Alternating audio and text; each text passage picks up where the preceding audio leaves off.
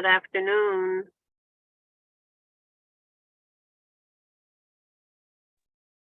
Hi, good afternoon, Francois. This is Yvette. How you doing, Yvette? Great. It was a beautiful day.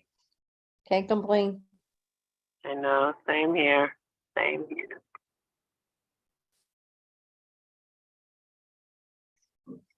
Good evening to you all.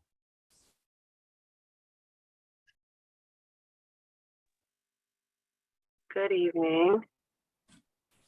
Hi, everyone. Just a reintroduction. I know I sent a quick email. I'm Hannah Wheeler. I'm a special projects manager with the district.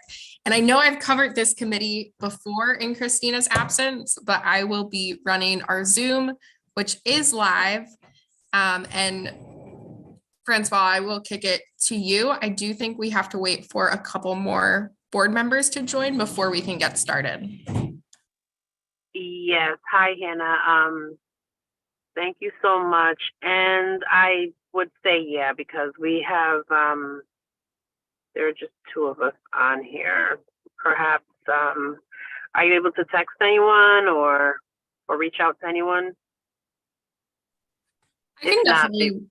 I can reach out and see if folks are able to join us. Okay, that would be great. And then let's see, someone else just joined. So either way, I would say we'll get started to be respectful of everyone's time. I would say we would get started by 4:35.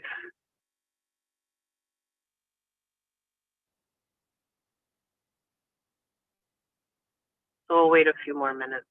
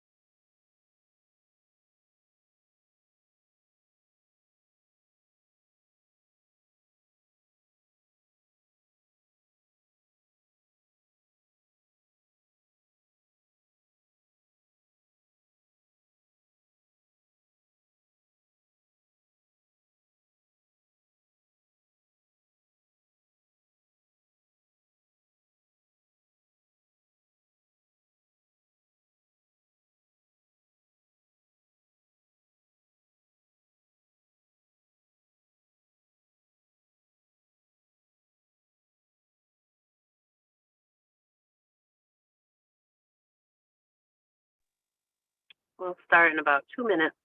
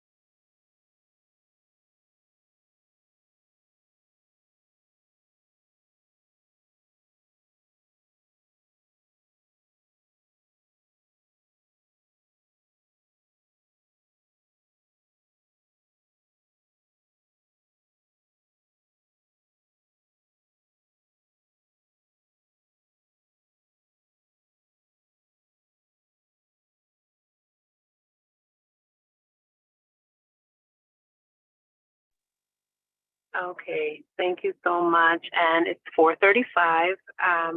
And once again, to be respectful of everyone's time, we're going to get started now. Good afternoon, everyone. My name is Francoise Darastel Ledger, and I'm the chair of the Hartford Board of Education Teaching and Learning Committee. I'm also the secretary, and I will start off by popcorning it off to to another individual. So, once you introduce yourself and say who you are and what your role is, then you can popcorn it to someone else.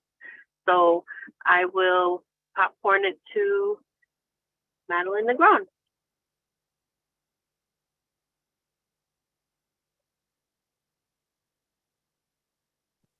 You're on mute, Dr. Negron.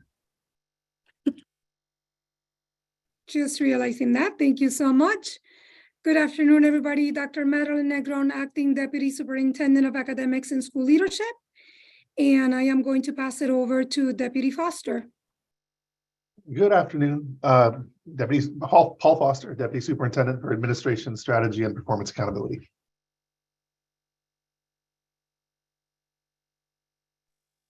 And who are you I going will pass it to Jen. Sorry about that. Good afternoon, everyone. I'm Jen Hoffman, Assistant Superintendent for Special Education and Pupil Services. I will pass to Hannah Kieser.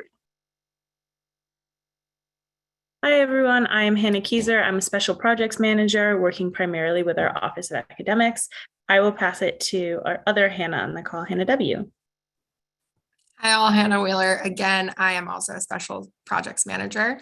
I will pass it to Miss Bello.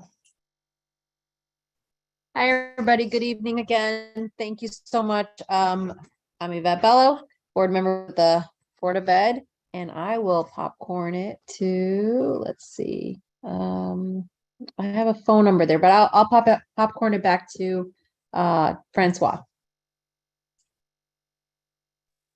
Thank you so much. And can we find out who the phone number person is? I The think 1860. yeah, Miss Brody, is that you joining us on the telephone?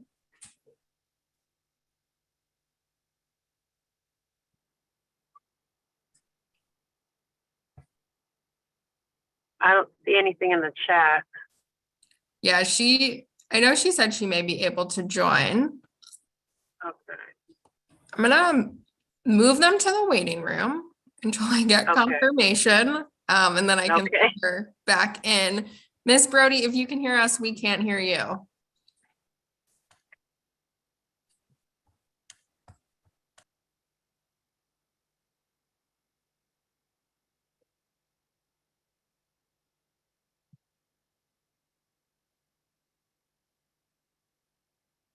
Were you able to hear anything? No, Okay. I didn't hear. So, Sorry, Paul, go ahead. Oh, sorry. That was Dr. Silver. She just popped in my office, so she's having trouble unmuting her phone. Oh, all right. We will let her back in. Thank you, Paul, Okay. for that.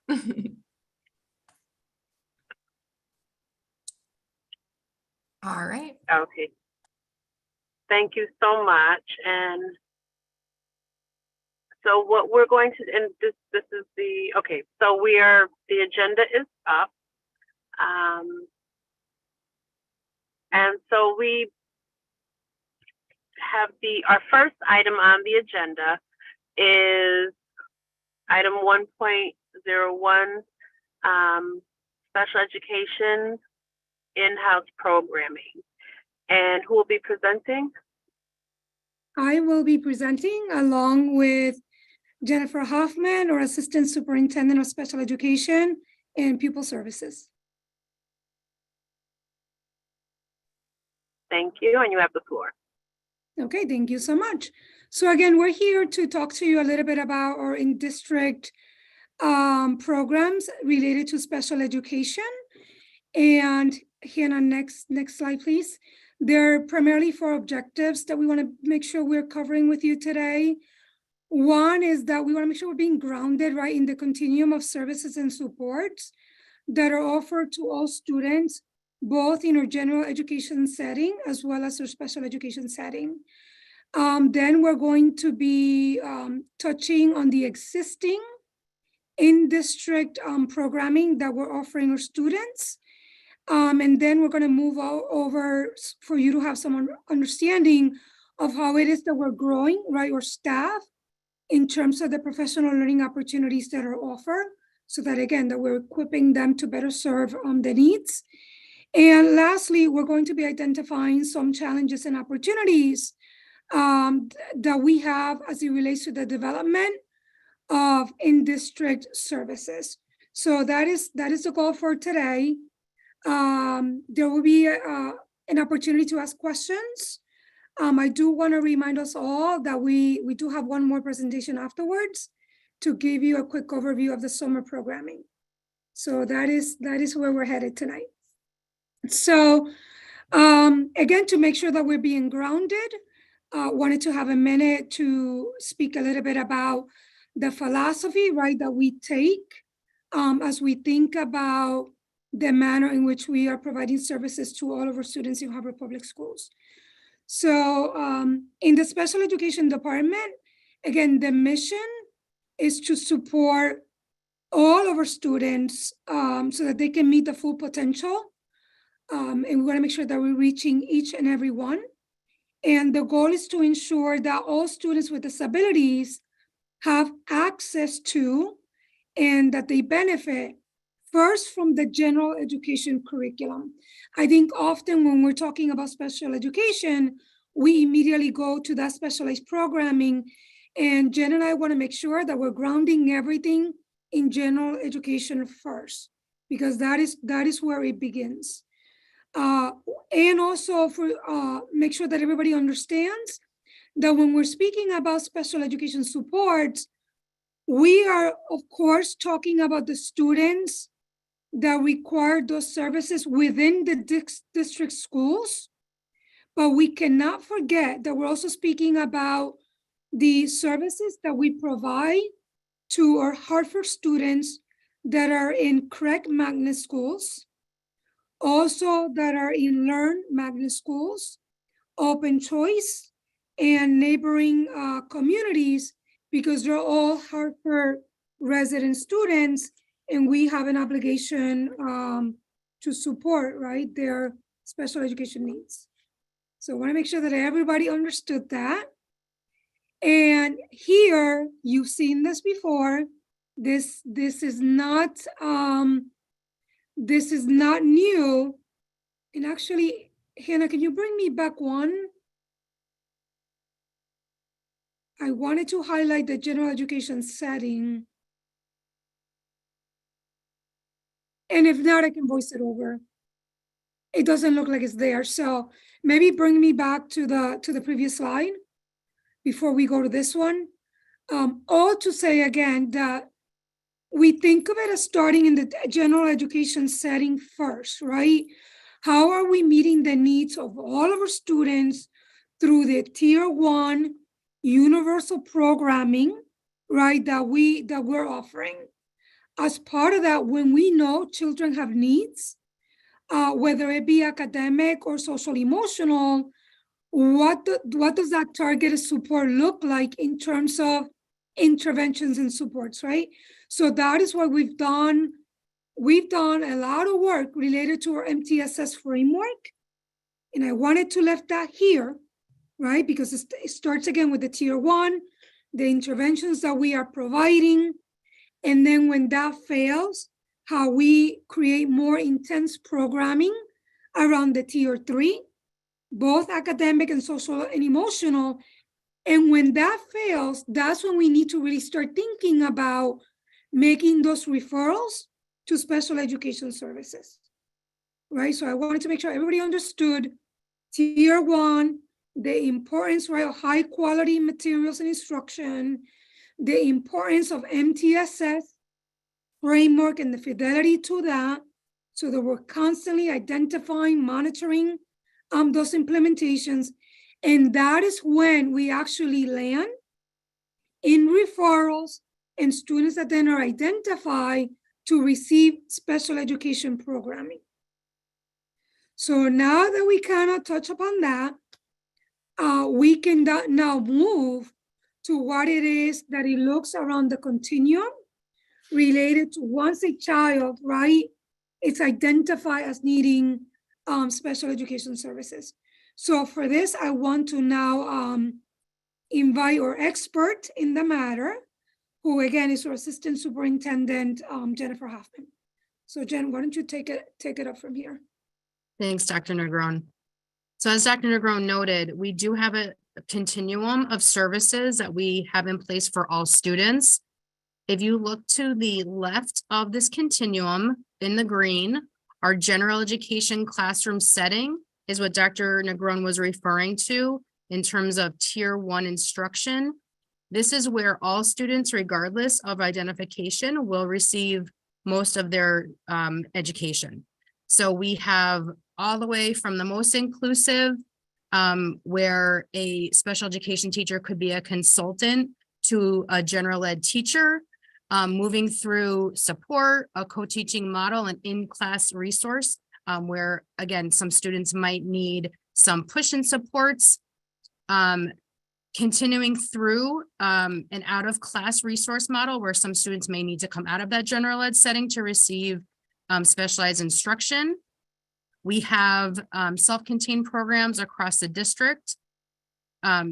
We also have specialized programs, for example, our RISE, our iGoal programs, our STEP program, which would be that self-contained in-district program where students would, again, be identified students, but receiving that high level of support and specialized instruction, all the way through the most restrictive, which would be an out-of-district school, hospitalization, or residential placement. And we're going to kind of focus on that blue section, that self-contained in-district program, as we move through the next slide. Oh, this is a little bit out of order. Okay, thank you. So for this current school year, we continue to have 3 in-district programs in place. Our RISE program focuses on the social, emotional, and behavioral supports students may need. It is a small setting, and we have 3 different locations for the RISE program. The RISE program was established in 2013, so it is one of our most longstanding programs in district. And to date, we have 71 students that are supported with that program. Our iGoal program focuses on students with complex learning needs, behavioral, cognitive, or some neurodevelopmental profiles.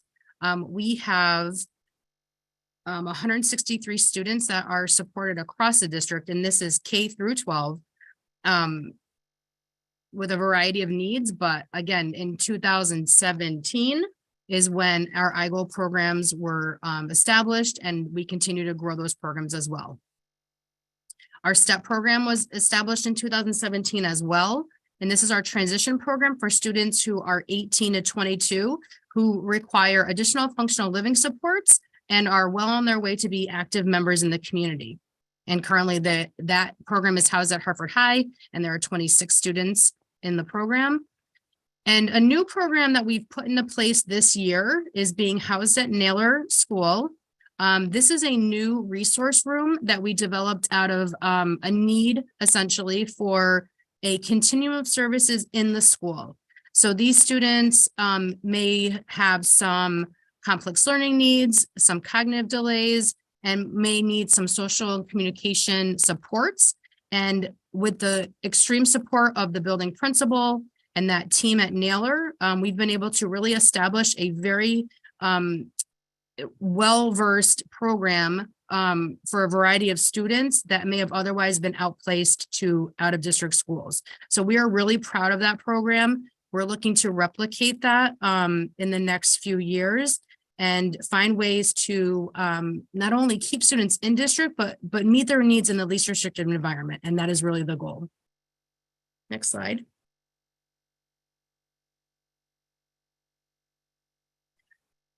So of course, with some of our programming, we have faced some challenges, but we also want to take those challenges as opportunities to grow. So staffing has been a consistent challenge I would say over the last few years, specifically for special education teachers, speech and language clinicians, and our paraeducators. What we've done is we've taken a really strong look at our professional learning, and that's more information on the next slide. But we've also had opportunities for recruitment. So we've held one recruiting fair in March, and we just held one a few weeks ago in April for both special education teachers and paraeducators. When we look at another challenge, space and availability in schools is sometimes a challenge. But like I said, with that program at Naylor, we've worked collaboratively with principals at identifying space for next year so that we can grow that resource transition room and replicate that progress and program in different buildings. We know that our ESSER funding will end in June 2024. So we have talked about building a plan for long-term sustainability. We've talked about a few grants right now, including 3 grants that we are ready to submit over the next 2 months to help with that long-term sustainability. We will continue to work on that as we know that this is a large part of the budget. Next slide. So just to highlight the professional learning that we do have in place for our special education related service staff, our social workers and paraeducators. I had mentioned last year that with the transition to CT SEDS, which is our special education data system through the state, we provided a tremendous amount, 8 targeted sessions focused on CT SEDS to ensure that our teachers had appropriate information and guidance to work through that new platform. In addition to that, the compliance team has offered drop-in sessions 3 times a week all year. The compliance team has also gone out to schools in person and provided virtual support. They are tracking the compliance requests that come in so we can resolve those in a timely manner. Over the last 2 years, I have set up a special education advisory meeting that is driven by the special education teachers or related service staff in the district. It is something that staff asked for at the beginning of me taking this position. So that occurs once a month, and it's just a time for special education teachers to share what's happening in their buildings, share some concerns, and then have an open dialogue about next steps. And then we also have support of the state where they have held different feedback sessions regarding CT SEDS so that, again, we're all on the same page and it's not just a district concern that we're focused on. For social workers, again, they've been a large part of that CT SEDS training. They've also been in risk assessment, trauma-informed practices, as well as de-escalation strategy, professional learning, which is always ongoing. And especially for our paraeducators, it's been a really special year with them. We have had a year-long professional learning focused on a book from Dr. Brackett. His book is called Permission to Feel, and he leads the Center for Social Emotional Intelligence through Yale. And he actually participated in 2 live sessions with the entire paraeducator group. We focus on understanding social emotional learning, not only for our students, but for ourselves and how we impact our students with that focus. So that's been, it's been a lot of professional learning, but I feel overall, we've kind of looked at things in many different ways to make sure that we support people across the board. Next, I think, oh, that's it. Okay, thanks, Anna. And open for questions. Okay, thank you so much for that presentation. I'm going to check to see if we have questions, but I do have a question with regards to Naylor, the new program that you're implementing at Naylor.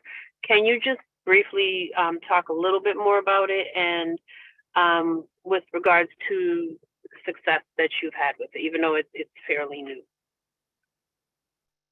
Of course. So it essentially came out of a need. So we're finding that students on our lower grades, specifically K-3, are either coming to us with a diagnosis of autism or are being referred in those lower grades. And we know that iGoal is generally full in most of our schools. And instead of just moving to an out-of-district placement, the special education director worked with the building principal to really take a look at who was in need, collaborated with parents, and then based on those students' IEPs that were already in place, designed a program space at Naylor. We've outfitted that space to provide sensory support for students, some very targeted instruction. And so for some students, they come in for maybe an hour for instruction, and then they're able to go back to the general ed setting. Some students come in for a longer time. However, they always have access to their general ed setting. So this is meant to be a short term, and we're collecting a lot of data along the way. So we want to make sure that we are using that data, refining our plans, and then if students continue to need additional supports, we always can go back to PPT and look at different programming. But for the most part, we've been able to keep those students in district in their neighborhood school and receive those services. Excellent. Thank you so much. And is Mark Brackett part of that? Like, are you implementing Ruler? Because I'm trained in Ruler as well, and I think it's amazing. There's so much that can be done with it. So are you implementing Ruler in that program as well? So the feedback we received from paraeducators sort of coming out of COVID was that they wanted to be able to have a bank of strategies to use. So we have not selected Ruler specifically. This was sort of a first step. So we wanted to get some foundational work through that book study. Dr. Brackett was able to engage in very deep conversations with the paraeducators, and they were able to then sort of reflect on their own learning. And then what we also asked was that they collect data specifically around strategies they were using with their own students. So we have additional planning to continue with them. We have not finalized that yet, but I think as a district, we haven't settled on Ruler, but we definitely are using the idea of permission to feel and understanding our own emotions and how it impacts us as well as our students on a daily basis. Okay, thank you so much. And are we able, as board members, are we invited to visit at some point to see how the program is, like the program in action, if you will? I don't see why not. I was over there maybe a month ago, and it's just a great place to be. It's a busy classroom, but students are engaged. Our staff is engaged and invested. And like I said, I cannot thank the special education director and the building principal enough for not only trusting each other and the staff, but just taking the risk to build that program and being a model for the district. Board member Darcel Ledger, if you're interested in visiting, just let us know so that we can help to coordinate your visit. I'm sure the building leadership will be thrilled to have you see it. Thank you so much. Thank you so much. I'm going to see if there are any hands up. Okay, Board Member Brody, you have the floor. Thank you for the presentation. Don't have a lot of questions because I do speak with Hartford Public Schools from my day job, like very heavily involved in the special education process. When the job fair, not job fair, but those, what did we say? We said for special education teachers we were seeking, and what was the other position that we said we were actively seeking for? we're always recruiting for speech and language clinicians as well as paraeducators. Okay, because as everyone knows, the paraeducator piece is something we have to wrap our heads around, because we have to be, of course, compliant with the IEPs. So that's just always like a main concern that I'm seeing. And I'm hoping, Ms. Santiago, if you could put a pin in that we can have a conversation or workshop or something around a conversation with our superintendent, because the last thing we need is a lot of complaints filed with the state of Connecticut because we're not in compliant. We understand the shortage. Parents are saying, okay, I understand the shortage, but my child needs their support. And I know we're in like a awkward position, but I'm thinking one of the things we could do is reverse, in my opinion, what was done many, many years ago, when we had a superintendent who put a lot of requirements on being to be a paraprofessional, and we lost a tremendous amount of experienced individuals that were supporting our kids. We drastically decreased the amount of paraprofessionals we had because of some educational requirements. But I'm in my conversations with Hartford Public Schools, it's clear it's different levels of support for our students who are identified. And if we could work a way to say, well, this does require that amount of experience and education. This doesn't, but we still have that stipulation on at least needing, my last conversation on it was at least needing a, sorry, it's a police about to ride by or a fire. At least needing a at least one college course or something to that effect. Prior to years ago, it was you could have a high school diploma, but you could have all this, you could have some work experience or some life experience. We just have to explore everything at this point to get better at getting our young people the one-on-one support that is like lacking big time. And I see it every day. That's all I have. Board Member Brody, thank you for that comment. I just wanted to take an opportunity to share, right? Like you were always thinking about ensuring that we at the very least are meeting the compliance related to the hours, particularly right when we went through COVID and trying to figure out how best we were going to do so. And I know that there has been a lot in our ability to be somewhat proactive and look at some flexibilities that we were able to afford, even if for a short term, to try to get more adults to come in and serve in the capacity of paraeducators. So Ms. Hoffman, I'm wondering maybe you can just do a quick overview of the work that we did now that allow, right, for us to be able to employ folks through just taking them through the assessment and all that good work.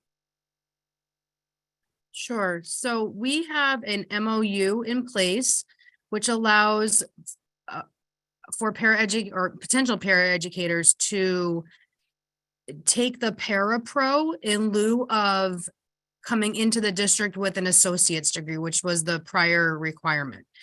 We have people that are still applying that have an associate's, but the parapro has allowed us to hire and then have people take 3 years to obtain an associate's. Some of the maybe barriers that we're seeing with the parapro is that it is run through the state. Once people or candidates interview with us, they have to schedule through the state. There is a fee to take the parapro test. Sometimes we're waiting a month for them to be scheduled. And then if they unfortunately do not pass, they have to wait, I think it's a time frame of 28 days until they can take it again.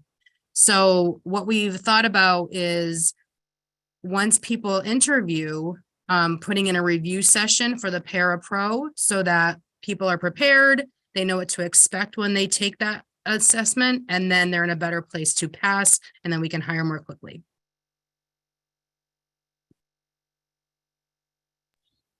Thank you for that. I'm just desperate at this point, I guess. It just the thought, like, could there be people who just have a high school diploma that will probably saying, I'm not going back to college, but with their, like, so I'm just thinking of someone who maybe is retired, or someone who just said, I don't want to go to college, but I've worked at a daycare, I've worked at a nursing home, I've worked at various programs that kind of line up. Like, in could we ever imagine removing that for some of our students who could just need someone to some of our students need just to be redirected. They're on task, they can be on task, but they can be easily distracted. So I'm thinking, I'm quite sure it's levels. I'm just saying, is it possible to not, and I know that's not anything anyone here is that deciding, that will probably be ultimately the decision of the superintendent. But I just think, is that possible at this point? Because what I see is, when someone does not have their person, and everything just does not work out right because they need their person. So it sometimes can make us spend more money because they don't have their adult support. They need to now go to another program. We have to pay that program. So I'm just thinking it's like a ripple effect when they don't have the direct support. They're not supported, so they're not progressing sometimes, or they're digressing in their behaviors, or like, it's so many things that is reliant upon that adult support.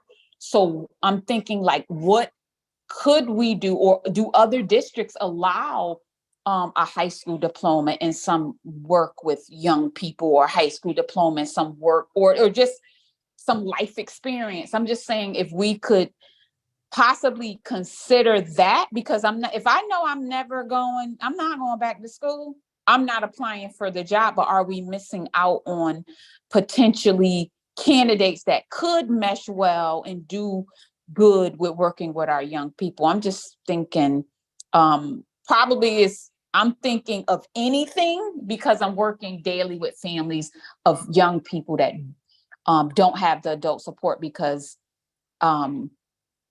we don't have the staff. So it's just a desperate cry. But I appreciate it. I understand. I totally understand the challenge that's in front of us, but I'm just trying to think of other ways that would work in the benefit of the children. That's all. Thank you, Ms. Brody. We're definitely feeling it as well. And like you, I think we need to continue to explore, right, all possibilities. Because there's a significant gap in terms of the number of individuals that we need. So we definitely will bring it back, continue to discuss what has been brought up here. And Jen and I will make sure that we bring it back to the superintendent and cabinet. I guess I have a point of clarification. Are the requirements for a paraprofessional lie within the realm of the superintendent, or I'm also hearing that the state has requirements? I'm wondering who actually has the power to craft that and help seat more paraprofessionals. That is a great question, Board Member Bello. There are some essentials, right, that comes from guidance, but then there's also some things that districts sort of like impose in terms of what they would like to see in terms of those credentials.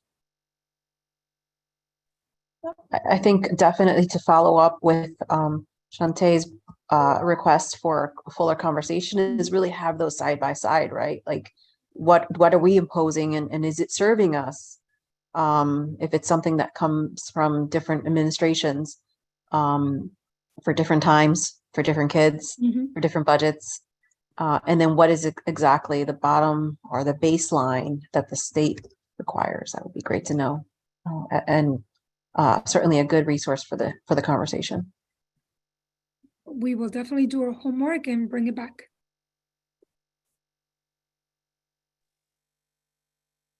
Thank you so much for that conversation and the clarification, and we look forward to continuing this conversation.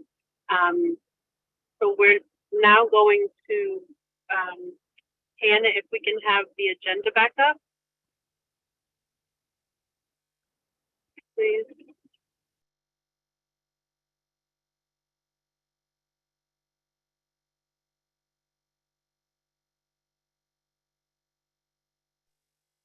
Thank you. And now we are going to go to our next agenda item, which is item 2.01, which is the update on summer program. And who will be presenting? That will be me again. Be busy today. Okay, thank you. So again, I'm really happy to come this evening and share with you what we put together for summer programming 2023. I do apologize. I believe some of you may have gotten a little preview from Chief Blackburg in the last Family and Community Engagement Committee that took place on April 6th. This is one of those things where we work closely together to put all of these great opportunities for our kids. So Hannah, we can go to the next slide. So similar to in the past, we are going to be offering a K-5 early start program. Again, the early start program, as a reminder, these are the ones that we have to offer based on measures that indicate students that are not meeting proficiency, particularly related to reading, right? So every year we are mandated to offer some type of an early start program. So that is what that particular one is. We are going to be inviting students who are currently in our pre-K classrooms, meaning kids that are going to be moving into kindergarten. They will be invited. And that is going to run, similar to years past, in the month of July. So we're going to make sure that we're going to do this after the 4th of July. So we're going to start July 5th. It'll run all the way through July 28th. It is 4 weeks. The duration is 4 weeks, and it'll run Monday through Friday. If we want to say like the academic program part of it will run in the morning between 8:15 and 12:15, and then what we're doing is partnering with our CBOs to make sure that there is a full day that can be provided to families if they choose, right, for their children to take access of that. So Chief Blackburg indicated that the RFP process already closed. So they're looking at all of that to finalize, right, who are going to be the partners that are going to be engaging in this work. We are going, as it relates to the academic program, we're going to be honing in on reading, writing, math, and science, and social emotional learning supports. If we move over then to our middle school program, so these are kids that are going to go into 6, 7, and 8. We are going to do what we did last year, which proved to be successful. We're going to let our CBOs run that program. So all students will be invited to be part of that. We are going to be giving a school building for that to happen. We're going to be providing in-kind supports too, in terms of staffing, so that the CBOs can run it.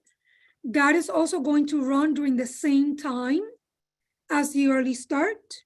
So 4 weeks, month of July, Monday through Friday. And the program is a full day program, 8:15 to 4. Okay.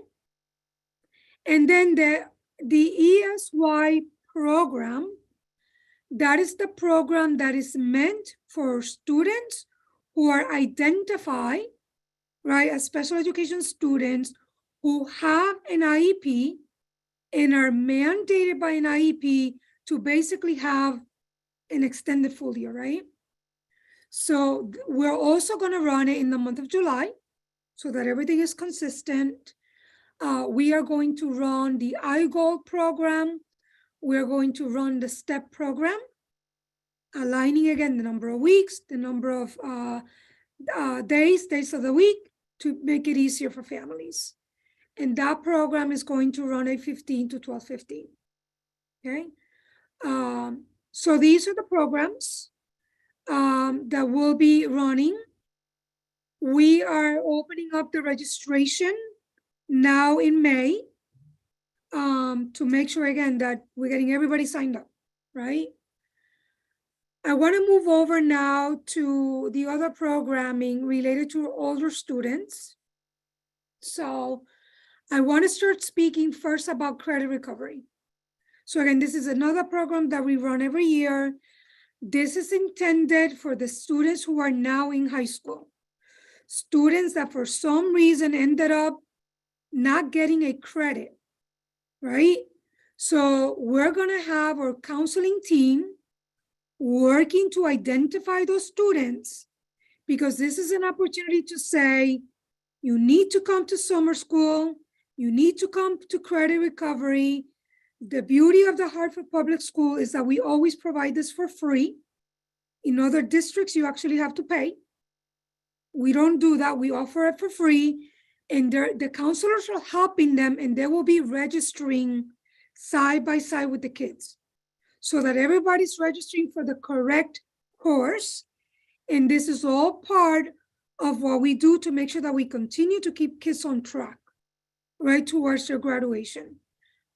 This program, though, has to start earlier because there's a number of seat time that we have to meet to make sure that then we can grant a credit and we can count it towards graduation. So we're gonna start immediately after school ends. We will be starting that program June 26th. We have to have at least 20 days. So this program is going to end August 1st. We always try to give the older students a little wiggle room there. That's why we always run it Monday through Thursday, so that at least they have the Friday available to do other things. It runs 7:30 to 12:30. And there's a whole wide range of core courses that are available so that, again, we're bringing them back on track towards graduation.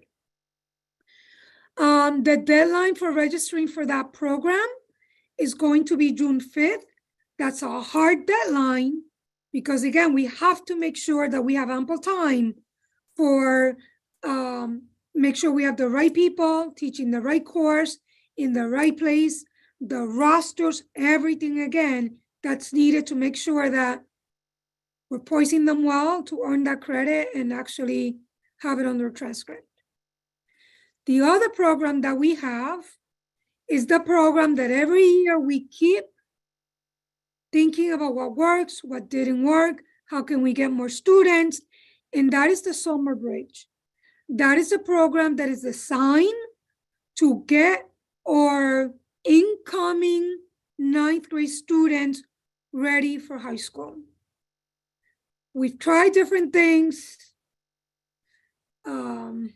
We have not nailed it yet.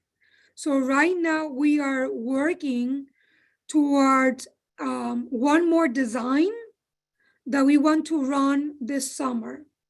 I am not ready to unfold that to you yet, but please know I have the full design. I always like to bring it directly to the people that are going to be impacted. So I want to make sure that I am bringing high school principals into the fold. And then I'm going to be ready to share it with you.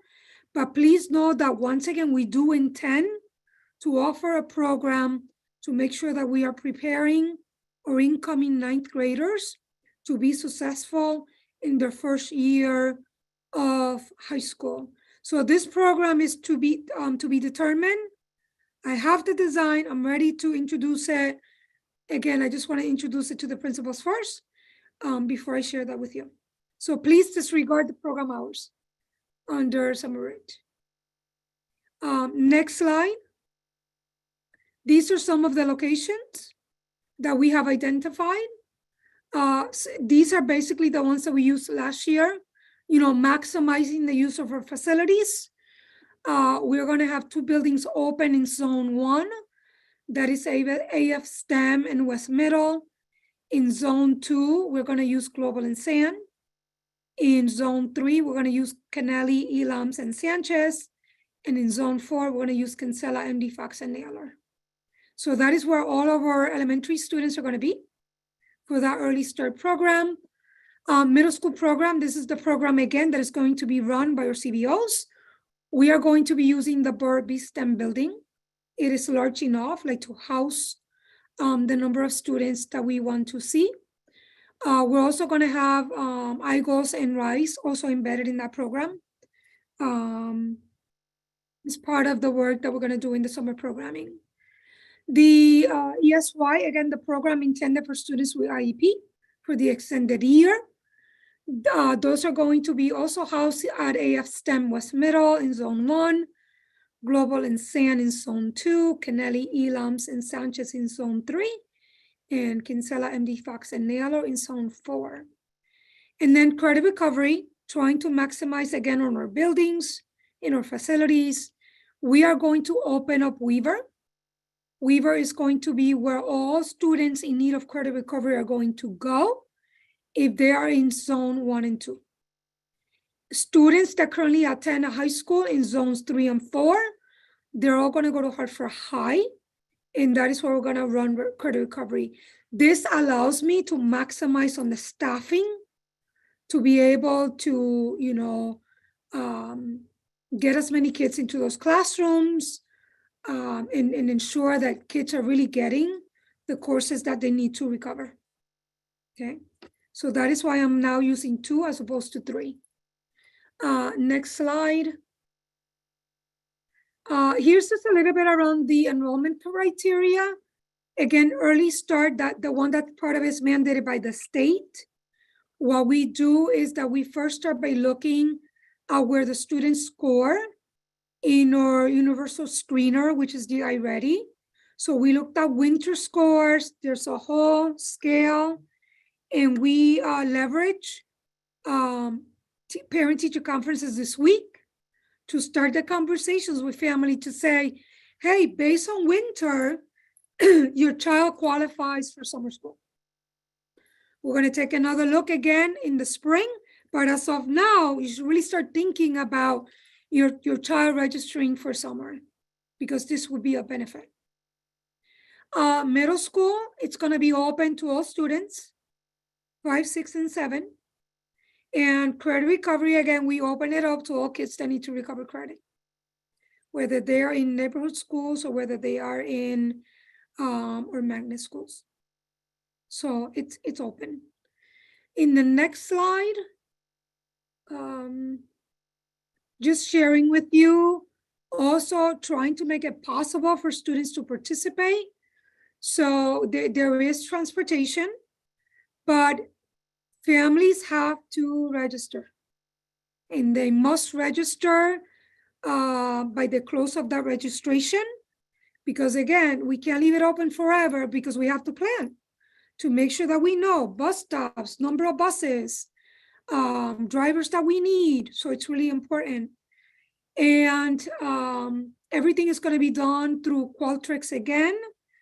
We, again, leveraging parent-teacher conferences, leveraging counselors, leveraging FCSSPs to help us with the communication, leveraging our communications team, leveraging our schools, because we know, right, families tend to listen more to the schools than to the district. So we're leveraging all of that to make sure that everybody is aware of the deadlines and the things that are being offered. And transportation services, again, for KA suburban students, is trying to figure out, right, how can we also support students coming from out of district to still be able to participate. So that's all the great work that is happening right now. And I think I may have one. No, now I'm going to open it up for any questions that you have. Thank you so much, Dr. Negron, for that presentation. That was very impactful, lots of information. I have a question with regards to the credit recovery and the, June 5th being the deadline for, for folks to register. Now, what are you doing? Are you incorporating or including PTA or governance, school governance, some type of family communication, parents who are, perhaps in the school doing the work and communicating with, other families?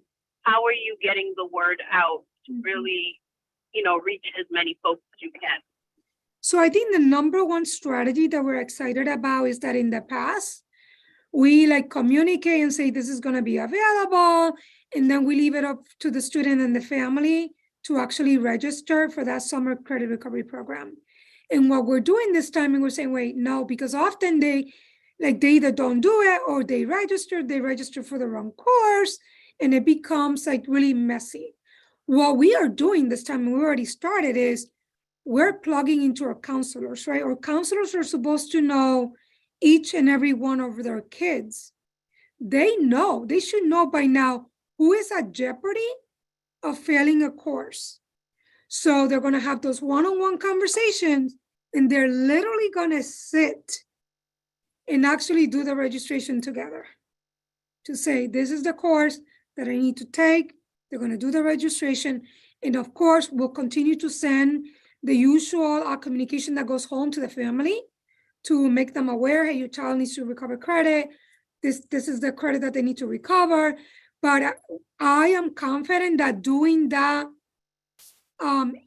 individualized support to the student that is grounded on their current performance, I think that's really going to get us to the next level.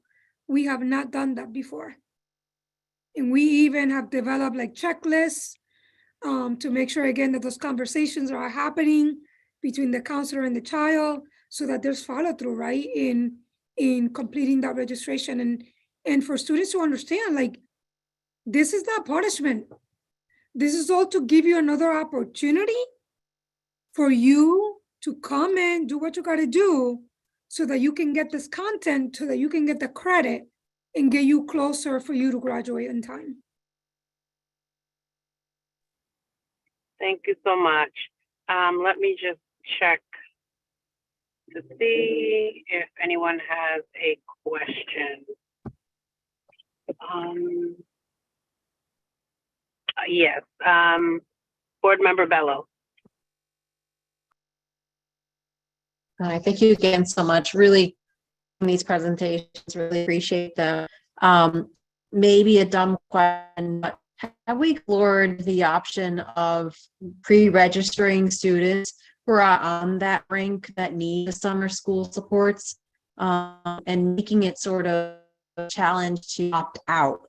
So if you don't want it, you have to actually go and have a conversation or go through a process to deselect your child from these supports. Have we thought about maybe doing an opt-out versus an opt-in approach? Board Member, And is that legal? We've played around with so many things. At one point, right, we were even saying, okay, these many kids qualify. let's plan the staffing for the number of students that qualify, let's plan the busing for the number that qualify. And then it became like a total mess of, oh my God, like who's actually coming, not coming, creating the roster. So we did play a little bit around with that. It just didn't really give us the bang for the buck for all the energy that went in. And it actually like complicated matters at the end, and actually being able to have everything ready with rosters, transportation, and everything in ready for the first day of summer school. Got it. Really appreciate that response. And, I think it's helpful for parents who are viewing this to hear what we've tried, right? And that we really, really need their partnership to ensure that their children get the best out of our district. And I, again, really love this presentation. I think it shows our commitment to making education accessible wherever you are. So thank you. So thank you. We're going to continue to flood families with phone calls, parent square messages, because again, we know, right, that they need to access these supports. So yes, and board member there's a ledger. I will ask, and I'm going to note to Chief Blackbird to make sure that, again, can we send even information like you mentioned, SGCs, PTOs, because maybe they can also, right, just put the word out there and talk about the importance to help us out.